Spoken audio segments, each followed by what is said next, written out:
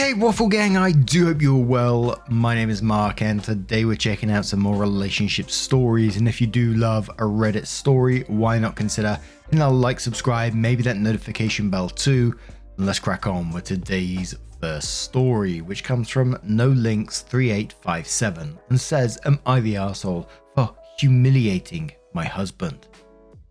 I was 28 female, woken up this morning because the sheets I was lying on were wet. I assumed our child, 6 female, had an accident.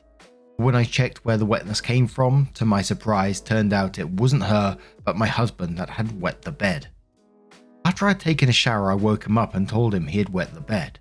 At first he denied it, then I guess he realized he indeed had, as he got this mortified look on his face, jumped right out of bed and started to try to rip the bedding off. As we have pull-on sheets and our child was sleeping on the other side, he didn't get them off. It looked stupid and honestly quite funny, so I chuckled. He angrily told me it wasn't funny, so I stopped.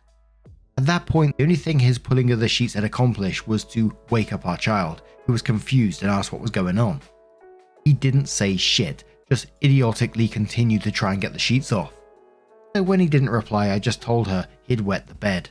At that, he just froze and looked at me with this weird look on his face, almost like he was about to cry or something. Our child asked why he'd wet the bed, and as he was still completely silent, I went something along the lines of that sometimes accidents happen.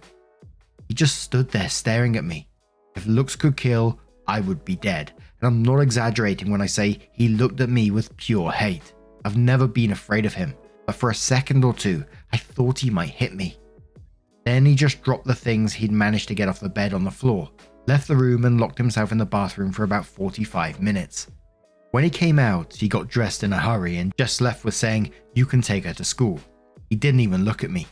His behavior really annoyed me, but I just let him be as I didn't want to argue with him when he was in such a bad mood. When I got home from work, he was still sulking and basically ignored me. I was still annoyed with him from the morning, so his behavior annoyed me even more. So I told him to get over it, that it wasn't the end of the world that he wet the bed and to stop taking it out on me. At that, he accused me of having humiliated him when I told our child. I found that utterly ridiculous on so many levels. I angrily told him that he humiliated himself when he fucking wet the bed, not me. He didn't take that too well and said fuck you and went off to his computer, and now he refuses to talk to me. I just feel confused. I think he's the one that behaved poorly and immature, and that I haven't done anything wrong.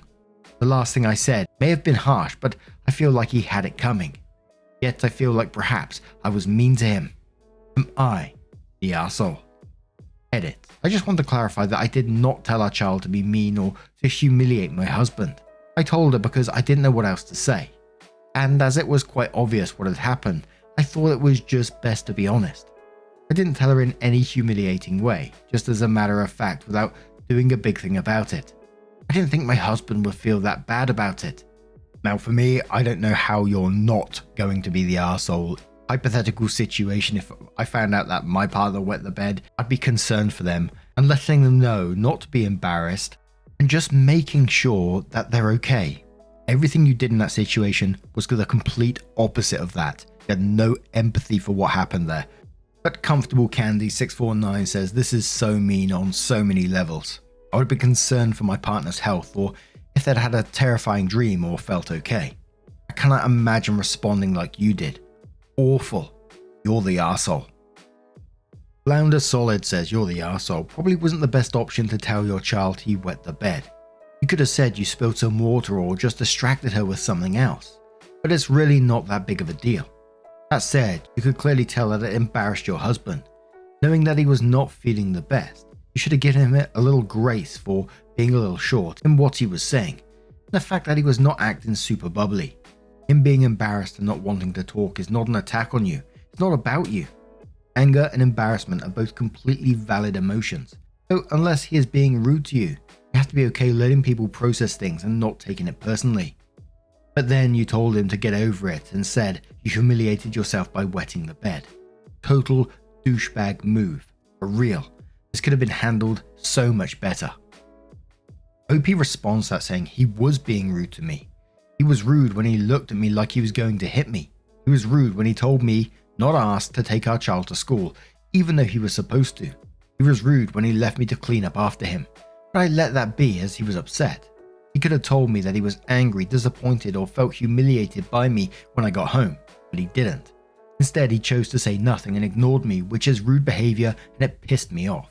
Yes, the last thing I said was mean, and I do regret saying that, as that is not even what I think. Langdon Fun replies that saying, "Let me guess, your husband wet the bed when he was a kid and got shamed for it, because his behavior seems so clearly like a person who's triggered by past trauma. And instead of being gentle with him, you double down and will not show your own husband an ounce of grace. Have a heart, please. It's clear the accident affected his mental state a lot, and if the reaction seems disproportionate, it's probably because it wasn't the first time he wet the bed and was laughed at.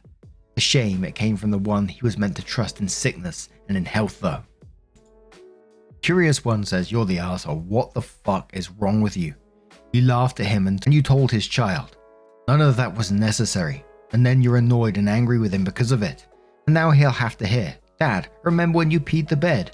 1,000,000 times from now until death. Yay." He didn't humiliate himself by wetting the bed, and you know that. It was an accident, but when something like that happens to your spouse, you don't laugh at them, you don't make a big deal out of it, and you don't tell anyone else, especially their child. Would it have literally killed you to tell the kiddo, "Hop up, we spilled something on the bed"? You should have swiftly and discreetly assisted him, and if it never happens again, you never discuss it again. If it does happen again, you suggest a medical consult. I'm sure you enjoyed your shower while your husband laid in his own pee for the extra half hour. Gross. The OP comes back into the post with an update and says, "Thanks to everyone that made me see the situation from my husband's side and made me realize I'm an arsehole or worse."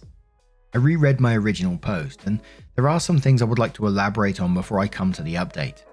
I did feel empathy and I did care about my husband. I was gentle when I told him after I'd woken him up. However, his reaction caught me off guard, and the time from when he got up from bed until he locked himself in the bathroom couldn't have been more than a minute. After that, I felt like it was best to leave him alone. I know I was an arsehole for telling our child, but I didn't do it to be mean or humiliate him. It was a stupid, wrongful decision. I regret it. Further, it's not easy to show someone that you care when you are being ignored. I did text him after he left and asked if he was okay, but he left it unread. I asked him again when I got home, but he didn't answer. I asked him if we could talk about it. No answer. I asked him if he could at least tell me why he was so mad at me. No answer. I gave up and went to make dinner. After dinner, I asked him if he could stop ignoring me. No answer. I asked him if he wanted me to leave, to which he replies, "You can stay, I don't care." So I asked him again if he will stop ignoring me if I stay, and when he says no is when I had had it. And while I don't think ignoring someone like that is okay, I know I handled it really bad, and I do feel awful for being outright mean to him. Anyway, I texted him early this morning to say that I was so sorry and asked if he was willing to talk after work so that I could apologize. He texted me back an okay around noon. We met up at home and he understandably was cold to me when we met. He didn't say much. I apologized for everything, for laughing, for telling our child, for telling him to get over it, and for the part that I'm most ashamed of. I told him he humiliated himself. He was just silent the whole time, and when I was done, he just asked why I told our child. I explained, and after that, we just sat in silence in what felt like forever. Then right out of nowhere, he went something like, "I scared you, right?" And I told him that briefly he did. He said he could feel that. I asked what made him react so strong, but he didn't know. Just said that he panicked when he realized he'd wet the bed. They got even worse when I told our child, and that he just got so fucking angry with me for it. I apologized again for making him feel that way. He apologized for making me scared. I'm not going to go through all that we said after that. It was a long talk. But in conclusion, none of us is happy with how we acted, and we have both apologized for it. He wasn't that bugged about me laughing, but we both agreed that I shouldn't have told our child. However, he's no longer mad about it and doesn't think it's that big of a deal. We both think he shouldn't have ignored me like that and that I handled it poorly and was mean. We've both accepted each other's apologies, but I still feel bad for being so mean to him. But all in all, we are on good terms now. But now I'm going to turn this one to you guys. What do you guys make of this situation? Maybe you got a different opinion on the matter. Let us know your thoughts down in the comments below. Let's move on to another story. And our next story comes from Silent Earth 3654, does come with an update as well, and is titled, "Am I the arsehole for being upset my boyfriend is buying his mother a more expensive gift?" I, 18 female, have been with my boyfriend 20 for a year and some change. I would just like to say I'm not saying I hate his mother, we actually get along quite well. But recently, since holidays are coming up, we were casually talking about gifts. I told him I would be getting his mum a necklace of this certain genre she likes. He has decided to get her these really expensive shoes. For a bit of context, we are going on a family trip and he has told me that since he was going to pay for my ticket, that I would unfortunately have to settle for a non-so-expensive Christmas gift since he wouldn't be able to afford it. I said sure, that was fine, but I also had offered to give him at least half of the money for the plane ticket, but he wouldn't let me no matter what. But now he can afford to buy his mother expensive shoes, while the only thing he's getting me is PJs. I'm not trying to sound rotten or spoiled, I just don't understand why I'm getting the short end of the stick when he told me he wouldn't be able to afford anything crazy. He's also not one of those obsessed boy mums, though his mother is a bit like one. He's always defended me and has threatened to move out of their home and if they ever crossed any boundaries with me. And I know they don't hate me because they have always supported me financially and emotionally. I'm an orphan, so this is why this situation feels a little weird for me. I don't know if I'm allowed to feel this way or stay quiet and just suck it up. OP's first update in the same post, which says, "I thought I should make this clear since there was some miscommunication. The plane ticket isn't a Christmas gift. He got it for us on our anniversary in September. Yes, I have offered to pay for it multiple times. I am not spoiled and accepted it right away. But either way, he's judging off of everyone's comments. It seems that I am the arsehole. So I will apologise to him and talk to him about everything." Update 2, again in the same post, which says, "A lot of people have been saying, what do I bring to the table or what worth do I have to be compared to his mother? Which I don't think it's appropriate if I were to make a list of things that I do for him and he does for me. Would it actually be out of genuine or would it be out of keeping tabs? I only brought up the groceries comment so people didn't think I actually just let him spend so much of that money. Also, just for a little buffer, a lot of people don't seem to understand why our relationship is the way it is. And to put it in simple terms, his family and I are close because of events we went through together. That includes when I was in a life-threatening accident, when our dog/cat passed away, when he was failing school, we were pulled away to push him through school, and finally when my court trial proceedings started happening, his family was there to make me feel like I wasn't alone. Like I said, I've never disliked his family, and our bond is practically unbreakable. I was never upset she got a better gift. She's done a lot for us. I was only upset because it was something we had talked about that he wouldn't go overboard with. That not getting an expensive gift did not just apply to me, it was for everyone. In my eyes, him getting the PJ seemed like a way to soften the blow from making the purchase without telling me, knowing him and I are trying to save for a future together." So, a commenter asked if the boyfriend had been able to spend some money on his mother since she'd been nice to the OP, and if the boyfriend has been spoiling his mother too much. OP says no, it's completely okay. My fault for reading it wrong. His parents are very well off, which is why he is also pretty well off. He doesn't get his mother a lot of things, which is why I was so shocked this year, because last year he didn't get his mother anything since her husband had bought her everything she wanted, so she asked nothing from him. I'm assuming maybe the circumstances have changed this year, which is why I'll be talking to him, because maybe there's something I don't know. But even then, I just thought, which is my fault, that we're going to stick to our budget like we had said we would.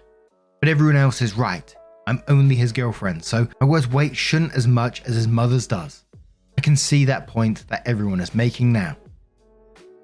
So OP does come in with a full update and says, "This is a little bit of a long update, so I'm super sorry. I realized I didn't mention this in the original post, but me and my boyfriend do live together, so when the original post went up, he was already asleep, so we didn't get a chance to talk about it till we woke up this morning to go to the gym. He did apologize to me for not communicating that he was going to go out of budget again with his mother's gift. It explained that after buying my plane ticket, he was planning on not getting anything expensive for anyone. But when the time came around, he was struggling to find something that lived up to his mother's taste, so he had to go a bit out of budget so she wouldn't be disappointed. He originally said he didn't want to get her anything, but since her husband got her this new bag she wanted at the beginning of the year, he didn't want to get her anything else for Christmas, so in return my boyfriend felt bad and got her something since she kept calling him about how upset she was. I felt terrible and told him that I was sorry for getting so upset. I just didn't understand why he had a sudden change of mindset.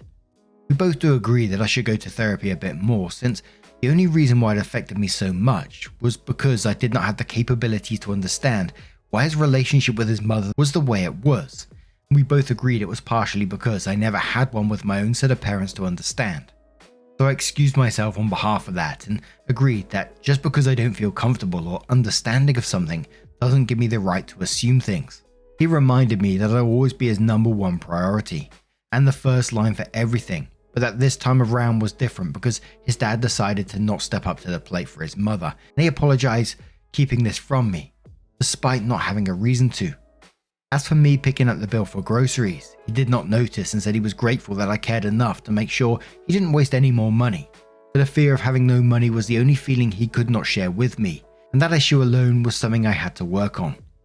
Which I do agree, we grew up two different ways, so I've always been the one to worry about the purchases we make and how we'll be able to abstain a comfortable future. So thank you for everyone who commented on the original post, for humbling me. But also thank you for making me realize that just because I see things one way doesn't mean it is the only way to see them. And the comments below this one were, some people were saying, this is still going in the wrong direction. They can see this ending in disaster.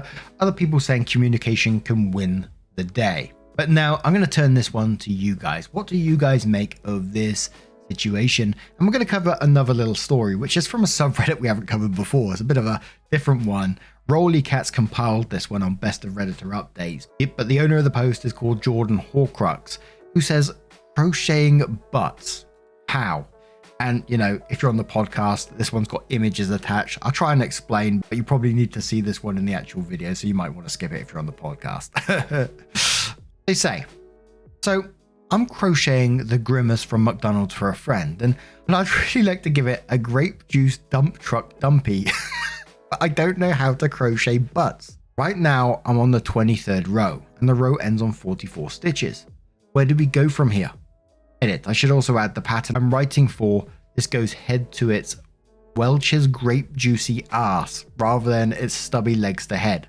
I've seen the trick where you just thread a needle through its lower back and bottom, but I don't like how this contorts the final project. It leaves weird stretch stitch holes in the pattern that gives a Hank Hill butt vibe. So there was a couple of little cheeky comments on this one. Ivy Lily says, I'd make the butt separately and attach it like a Kardashian.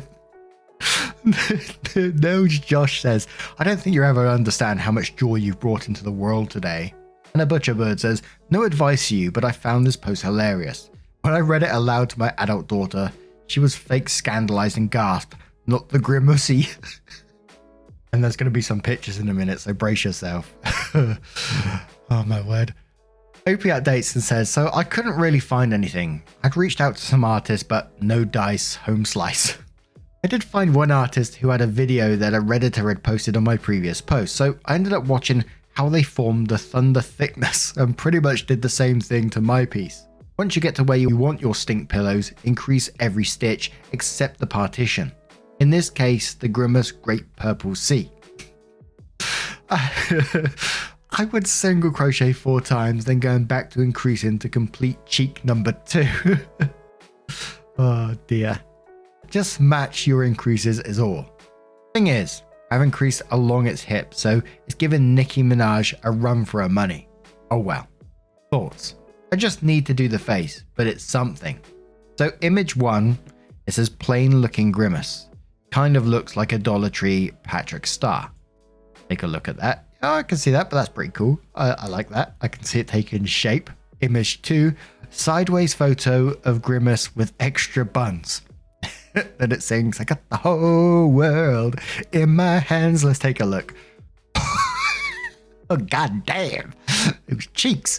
For the podcast, if you're still with us, it's just grimace with some thick cheeks. And then we got image 3, which says backside of grimace with a big old buns. Must be burgers because jam don't shake or what the fuck ever. Let's have a look. God damn. What a cheeky so-and-so grimace is. Holy moly.